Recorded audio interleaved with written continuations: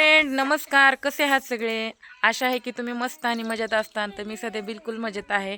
म्हणजे मजेत नव्हते, मजेत आहे. आता 70% बरं वाटतंय मला. गावाकडं आले. गावाकडं बघू शकताय कसं निसर्गरम्य वातावरण झालेलं आहे. हे आपलं फुलाचं झाड सध्या एकदम शोभून दिसत आहे दारापुढं.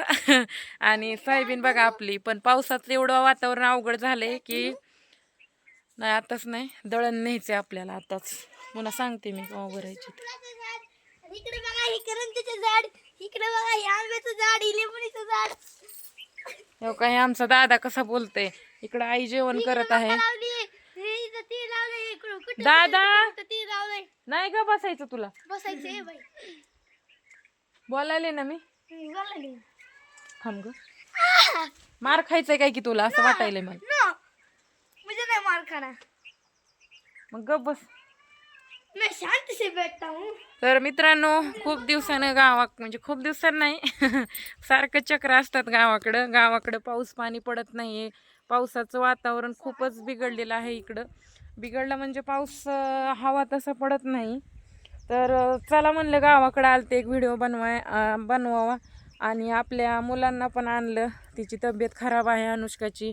तिला चांगल्या दवाखान्यात दाखवायची गरज आहे. तिच्या डोळ्यात असं आग होते, खूप दिवस झालं दुखते. आणि आपण इकडं तिकडं खूप प्रयत्न केले अंबेजोगाईमध्ये वगैरे, पण कमी झालं नाही.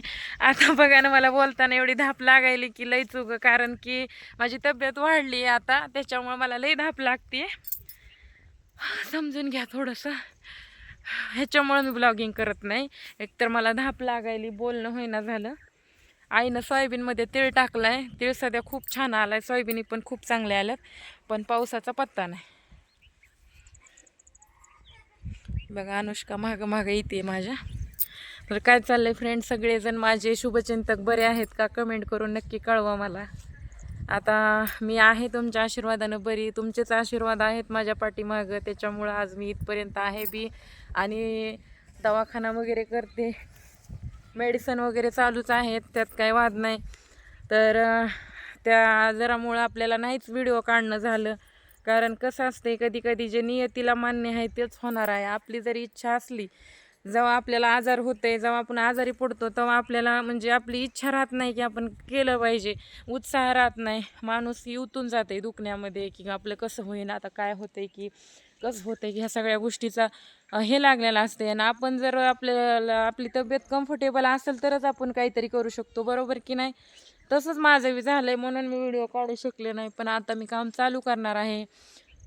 तुम्ही माझ्या चॅनलला पटापट सबस्क्राईब करून घ्या. जेवढे बी माझे पहिले फॉलोअर्स आहेत त्यांना सध्या विनंती आहे की तुम्ही जरी कुठं मला सोडून गेला असला ती परत माझ्या यूट्यूबवर या आणि मला सपोर्ट करा, कारण तुमच्या सपोर्टची मला खूप गरज आहे. आणि तिकडं दादा हाक मारतोय. कसं झालं आजकाल, माझा दादानं मोठा व्हायला लय आगाऊपणा करायला लागलाय. आणि दळण घेऊन जायचे आणि डोक्यावर दळणं न्यायचे. चला मी तुम्हाला दाखवते, चल बघा. कारण दळायला इथून लय लांब वस्तीवर जावं लागतंय. आमचं तर घरी इथं बघू शकता एकटंच आहे, इथं काही गिरणी वगैरे नाही. हे बघू शकता, एकही घर दिसत नाही, असं आम्ही रानात राहतो. तर तुम्हाला माहितीच आहे, सांगायची काही गरज नाही. पण कुणी नवीन असेल तर त्यांच्या माहितीसाठी सांगते. माकडासारखं गाडीवर चढायला, गाडी जर पडली ना, उतर खाली, चल तिकडं.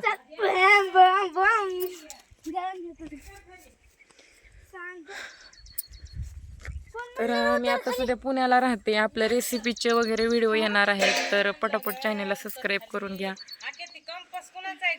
आणि DY पाटीलला अनुष्काला दाखवणार आहे. त्यांचा काय कालवा असते की